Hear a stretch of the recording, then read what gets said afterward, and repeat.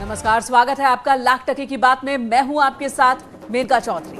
नमस्कार, मैं हूं आपके साथ मानू तेवतिया और 9 बजे की बड़ी खबरें आपको दिखाएंगे। लेकिन उससे पहले कल यानी सोमवार की 2 बड़ी खबरें होंगी, जिसमें पश्चिमी यूपी में वर्चुअल रैली के जरिए प्रधानमंत्री मोदी 27 लाख लोगों तक अपनी बात पहुंचाएंगे। पश्चिमी यूपी के 5 जिलों में पीएम मोदी की रैली होगी, जिसमें दिल्ली से पीएम मोदी जुड़ेंगे तो आगरा से सीएम योगी डिजिटल रैली में शामिल होंगे। कल दूसरी बड़ी खबर है, एसपी अध्यक्ष अखिलेश यादव कल पहली बार विधानसभा में ताल ठोकने के लिए नामांकन करेंगे।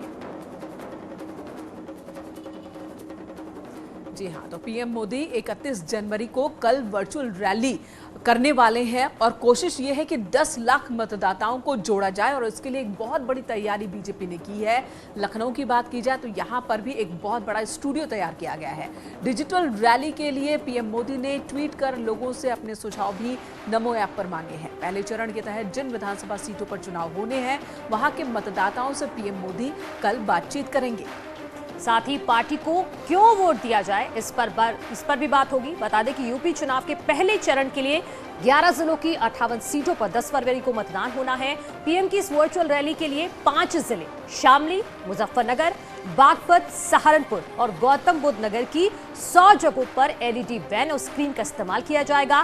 बीजेपी पिछले कुछ समय से वर्चुअल रैली की तैयारी कर रही है और पार्टी ने अपनी सोशल मीडिया टीम और आईटी टीम को इसके लिए मजबूत किया है।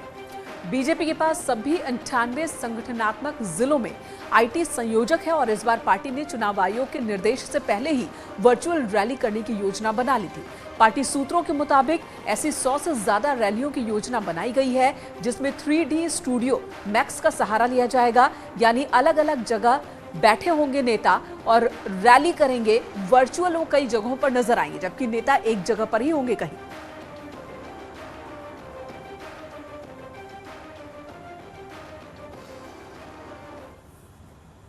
यूपी के विधानसभा चुनावों की तैयारियों में जुटी भारतीय जनता पार्टी हर स्तर पर तैयारी कर रही है। इस बार तकनीक का एक विशेष इस्तेमाल किया गया है। उत्तर प्रदेश में विधानसभा चुनाव में पहली बार प्रधानमंत्री नरेंद्र मोदी वर्चुअल रैली को संबोधित करेंगे। इसके लिए virtual studio Bharatiya Janata party के प्रदेश कार्यालय में बनाया गया है। हम आपको दिखाएंगे, ये स्क्रीन लगी हुई है और इस पर यूपी फिर मांगे भाजपा सरकार, ऐसे तमाम स्लोगन चलेंगे। और इसके अलावा हम आपको वर्चुअल स्टूडियो भी दिखाएंगे और वहीं हमारे साथ पूरी जो जिम्मेदारी निभा रहे हैं इस जो ये अभियान है, इसकी अनूप गुप्ता जी हैं। सर, ये क्या है, थोड़ा हमें बताइए। ये हमारा स्टूडियो है और ऐसे ही पूरे उत्तर प्रदेश के अंदर लगभग 6 स्टूडियो हमने बनाए हैं अलग अलग रीजन के। और ये क्रोमा है। इस क्रोमा के माध्यम से हम वर्चुअली तौर पर अपने जो वक्ता रहेंगे उनको जोड़ेंगे और अलग अलग जगहों से जो हमारे वक्ता हैं, दिल्ली से लेकर के यूपी तक, सारे लोग इसके माध्यम से जुड़ेंगे। इसके साथ ही साथ हमारा दूसरा भी स्टूडियो है बगल में। वो एक तरह से पूरी तरह से प्रत्यक्ष तौर पर क्रोमा के अलावा सीधे है और इसमें से भी हमारे कुछ वक्ता जुड़ेंगे। यहीं से संचालन भी होगा। विभिन्न समय पर अलग अलग जो वर्चुअल रैलियां हम करने वाले हैं, उनके लिए ये स्टूडियो बनाया गया है। ऐसे स्टूडियो पूरे उत्तर प्रदेश के अंदर 6 बनाए गए हैं, अलग अलग रीजन के अंदर बनाए गए हैं। उत्तर प्रदेश में इस तरह का प्रयोग पहली बार होने जा रहा है कि 10 लाख मतदाता सीधे तौर पर प्रधानमंत्री की इस रैली से जुड़ेगा। कैमरामैन उपेंद्र के साथ संकेत मिश्रा, न्यूज़ 18 लखनऊ। तो बीजेपी आईटी सेल के इंचार्ज अनूप गुप्ता ने न्यूज़ 18 पर पीएम मोदी की डिजिटल रैली की एक्सक्लूसिव जानकारी दी है। सुनिए। संगठन के जनपद और 5 शासकीय जनपदों की 21 विधानसभाओं के बहुत सारे कार्यकर्ताओं से, लाखों कार्यकर्ताओं से वर्चुअली तौर पर प्रत्यक्ष जुड़ते हुए और अपना संबोधन हमको देने वाले हैं। इस 5 जनपदों के अंदर 21 विधानसभाओं को कल हम टच करने वाले हैं। इन 21 विधानसभाओं के अंदर 98 प्लेसेस जो बीजेपी के मंडल अध्यक्ष जहां पर बने हुए हैं, ऐसे भाजपा के मंडल 98 मंडलों पर हम कल की अपनी वर्चुअल रैली में 500 लोगों को वहां पर परमिशन लेकर के प्रशासन से वहां पर एलईडी लगा करके और पूरी तरह से उनको हम माननीय प्रधानमंत्री जी की रैली से जोड़ने जा रहे हैं। इसके साथ ही साथ हमारी तैयारी यह भी है कि हमारे इन 5 जनपदों के 21 विधानसभाओं के लगभग। और कल का दिन समाजवादी पार्टी के लिए भी खास होने वाला है, क्योंकि कल समाजवादी पार्टी के राष्ट्रीय अध्यक्ष अखिलेश यादव मैनपुरी की करहल विधानसभा सीट से अपना नॉमिनेशन फाइल करने वाले हैं और इस दौरान पार्टी के कई बड़े नेता भी मौजूद होंगे और इसके लिए अखिलेश यादव आज अपने पैतृक गांव सैफई पहुंच चुके हैं। रात्रि विश्राम अपने आवास पर वो करेंगे, फिर कल सोमवार को जिला मुख्यालय पहुंचेंगे जहां नामांकन की पूरी प्रक्रिया वो पूरा करेंगे। अखिलेश यादव पहली बार विधानसभा चुनाव लड़ेंगे और इससे पहले वो लगातार 3 बार सांसद रहे हैं।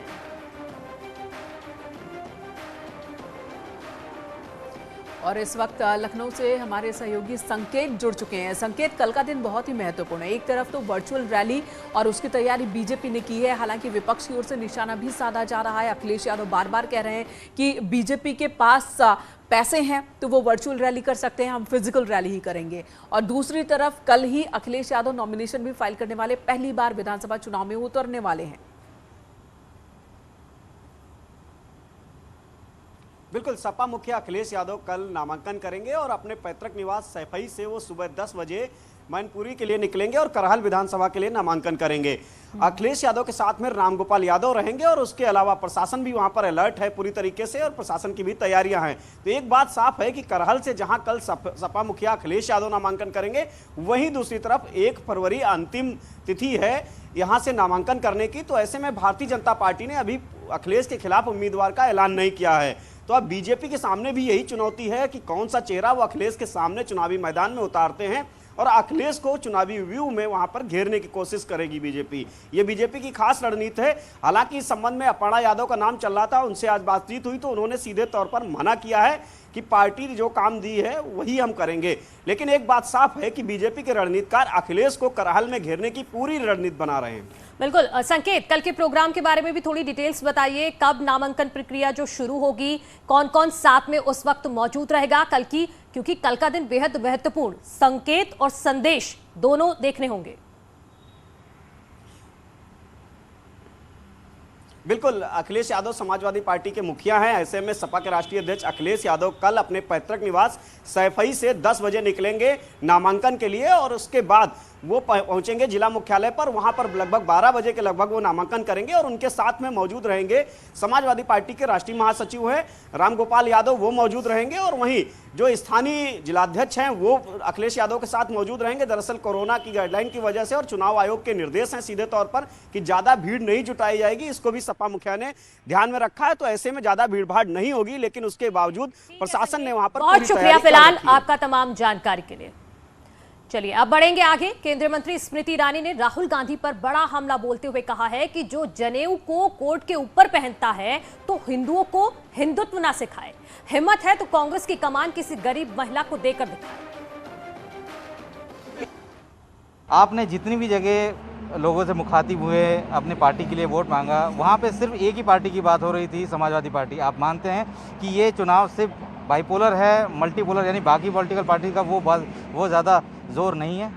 मैं ये मानती हूँ कि भारतीय जनता पार्टी ही जनता के लिए वो राजनीतिक दल है जो विकास के कार्यों को कर भी पाई है और आगे भी विकास के संकल्प के साथ जनता के मध्य में हम जा रहे हैं और आने वाले समय में उत्तर प्रदेश में सरकार बना रहे हैं। जहाँ तक कि मेरे भाषण का आपने उल्लेख किया तो उसमें सपा, बसपा, कांग्रेस तीनों पर कटाक्ष था। आपकी शायद अपेक्षा होगी कि मेरा कांग्रेस पर कटाक्ष ज़्यादा हो, लेकिन जो खुद चुनाव में गायब हैं उन पर मैं क्या बोलूं।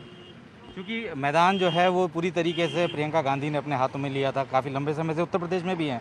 वो कहती थी कि लड़की हूँ, लड़ सकती हूँ, नारा देती हैं। 40% सीट जो है वो लड़कियों को देने की बात करती, महिलाओं को। लेकिन इसी आगरा विधानसभा में तो सिर्फ 2 ही सीटें दी गई। देखिए, ऐसा है कि जो कश्ती डूब चुकी है उसमें वो पतवार किसी महिला के नाम पर थमाने का एक नाट्य रूपण प्रस्तुत कर रहे हैं।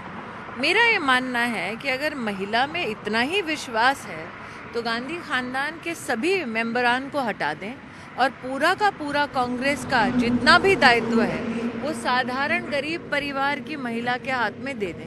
क्या इतनी हिम्मत है? तो चुनौती सभी राजनीतिक दल एक दूसरे को दे रहे हैं, एक्सेप्ट भी हो रहा है, लेकिन देखते हैं आगे क्या होता है। इधर पहले फेज में पश्चिम उत्तर प्रदेश को लेकर सभी दलों का घमासान जारी है। सीएम योगी आज बुलंदशहर और हापुड़ में कैंपेनिंग करने पहुंचे। विकास योजनाओं का उन्होंने जायजा भी लिया। अखिलेश पर हमला करते हुए सीएम योगी ने कहा कि पिछली सरकार में सिर्फ वसूली होती थी, पूरे 5 साल विपक्ष बिल में छिपा रहा, अब चुनाव के वक्त बाहर निकला है। ये दो तस्वीर आपके सामने। आज सीएम योगी आदित्यनाथ चुनाव प्रचार की कमान संभालते भी नजर आए। हापुड़ में पिलखुआ में उन्होंने प्रभावी मतदाताओं के साथ संवाद किया, तो वहीं पर बुलंदशहर में कोविड अस्पताल का निरीक्षण भी किया मुख्यमंत्री ने। समाजवादी पार्टी की सरकार आती थी तो चाचा भतीजा झोला लेकर के वसूली के लिए निकल पड़ते थे। यही तो था प्रदेश में। लेकिन पिछले 5 वर्षों में आपने देखा होगा, उनके लिए अपना परिवार ही सब कुछ था। हमारे लिए प्रदेश की 25 करोड़ जनता ही परिवार थी, इसलिए उसके सुख दुख में सहभागी बनना। भाइयों बहनों, पश्चिमी उत्तर प्रदेश में किस किस प्रकार के लोगों को पिछली सरकारें प्रश्रय देती थी, आप देख रहे होंगे। 5 साल तक जो अपने बिलों के अंदर डूबे हुए थे, चुनाव आते ही अब फिर सिर उठा करके गर्मी दिखाने का प्रयास कर रहे हैं, लेकिन उनको नहीं मालूम कि 10 मार्च के बाद गर्मी शांत हो जाएगी। फिर कावड़ यात्रा निकलेगी और हेलीकॉप्टर से ले जाकर के पुष्प वर्षा भी करो, और अगर किसी ने खलल डालने का प्रयास किया तो सख्ती से निपटने का कार्य भी करो। सरकार की हनक दिखनी चाहिए, लेकिन दंगाई को भनक भी नहीं लगनी चाहिए। कब काम हो रहा है, ये जब वो दूसरे लोग की यात्रा में निकले तब उसको एहसास होना चाहिए। और इसलिए भाइयों बहनों, प्रदेश में दंगे नहीं होते। आज उत्तर प्रदेश में दंगे नहीं होते। दंगाई उत्तर प्रदेश से पलायन करते थे, और जो व्यापारी भय के मारे 2017 के पहले सपा की सरकार में, बसपा की सरकार में पलायन कर गए थे, वे वापस अपने घरों में आकर के केराना और कंदला में आकर के फिर से अपना व्यवसाय कर रहे हैं। तो एक तरफ सीएम योगी बुलंदशहर और हापुड़ में रहे, तो फिरोजाबाद के शिकोहाबाद में भारतीय जनता पार्टी के राष्ट्रीय अध्यक्ष जेपी नड्डा ने आज प्रचार की कमान संभाली, जहां पर उन्होंने प्रधानमंत्री द्वारा मन की बात कार्यक्रम को सुना। बाद में कार्यकर्ताओं और प्रबुद्ध वर्ग से बैठक कर प्रचार के लिए शिकोहाबाद के बड़े मार्केट में निकल गए। नड्डा ने डोर टू डोर कैंपेनिंग भी की और मार्केट के रास्ते में मुस्लिम महिलाओं ने उनका जोरदार स्वागत भी किया, जिसको देखकर राष्ट्रीय अध्यक्ष जेपी नड्डा बेहद खुश हुए। साथ ही उन्होंने भारतीय जनता पार्टी के पक्ष में मतदान करने की अपील भी की। और ये बड़ी गहरी दोस्ती होती है। तुम जेल के अंदर निभाओ, हम बाहर निभाते हैं, ये इनका हाल है। क्या कारण है, क्या मजबूरी है? मजबूरी ये है कि ये बाहर बैठकर उनको संरक्षण देते हैं और वो अंदर से धंधा चलाते हैं। इस बात को हमको ध्यान में रखना चाहिए। कोई जेल में, कोई बेल पर टिकट देने में कोई दिक्कत नहीं, ये लड़ेंगे, यही इनके असल साथी हैं। इसको हम 300 दंगे हुए हैं उत्तर प्रदेश में, अखिलेश जी के राज में 300 दंगे, और योगी जी के राज में एक भी दंगा नहीं हुआ। हिम्मत नहीं है किसी की। ये कानून व्यवस्था बना करके दी है कि नहीं दी है, और इसको रखना है कि नहीं रखना है। तो बीजेपी समाजवादी पार्टी पर अपराध और अपराधियों को साथ देने का आरोप लगा रही है। इसी बीच रामपुर से अब्दुल्ला आजम ने बड़ा आरोप बीजेपी पर लगाया। उन्होंने लगाया है आरोप कि बीजेपी प्रत्याशी उनकी हत्या करवा सकते हैं। नामांकन रद्द करने की साजिश थी। अब्दुल्ला आजम ने यह कहा है, मेरी मुखबिरी की जा रही है। स्वार सीट से एसपी प्रत्याशी हैं अब्दुल्ला आजम। और इस बात के पूरे इम्कानात हैं कि मुझे किसी फर्जी मुकदमे में दोबारा जेल भेजने की तैयारी है, या मुझे किसी हादसे में कुछ भी हो सकता है मेरे साथ। भारतीय जनता पार्टी के चाहे वो स्वार के उम्मीदवार हों या रामपुर शहर के उम्मीदवार हों, इन सब ने मिलकर तय किया है कि किसी रोड एक्सीडेंट में या किसी भी तरीके से माहौल ख़राब करके या मेरे ऊपर हमला कराकर ये मेरी हत्या करा सकते हैं। और यहां रुकना एक छोटे से